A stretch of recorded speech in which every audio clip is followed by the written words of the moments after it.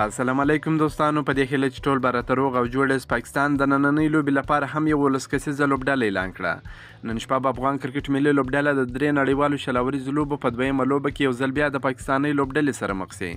پاکستان لوبډلې لکه د تیر په څیر یو ځل بیا ورته خپله 11 کسیزه لوبډله اعلان کړې چې یو بدلون پکې راغلی دی. د پاکستان لوبډل مشر شاداب خان اعلان وکړ چې په نننۍ لوبه کې به له هغه سره سایم ایوب، محمد حارث، عبدالله شفیق، طیب طاهر، اعظم خان، عماد وسیم، محمد نواز، نسیم شاه، زمان خان او وسان الله ولوبیږي. تر دې مخکې افغانستان په لومړۍ شلاوریزه لوبه کې پاکستان ته په 6 وکټو زبردسته ماته ورکړه چې دا په یوه نړیواله لوبه کې د پاکستان پر وړاندې د افغانستان لومړۍ بریا وه. د یادولو وړ ده چې د سیریز درېیمه او وروستۍ لوبه به سبا د مارچ په 28مه نیټه په شارجه کرکټ لوبغالي کې ترسره سي او دغه تاریخي لوبلړۍ به پای ومومي.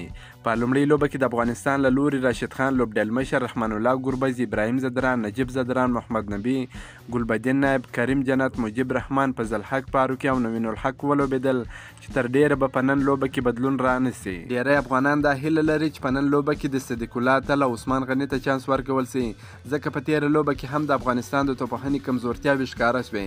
که څه هم افغانستان لوبه وګټل، خو بیا هم په توپخانه کې ډیر زیات د مشکلاتو سره مخامخ وو. یوازې په لوبډله کې 3 بیټسمینان وه، نور ارلونډران وه. نو په نن لوبه کې د صدیق الله تل او عثمان غني ته چانس ورکول سي چې د توپخانې برخه یو څه پیاوړې سي.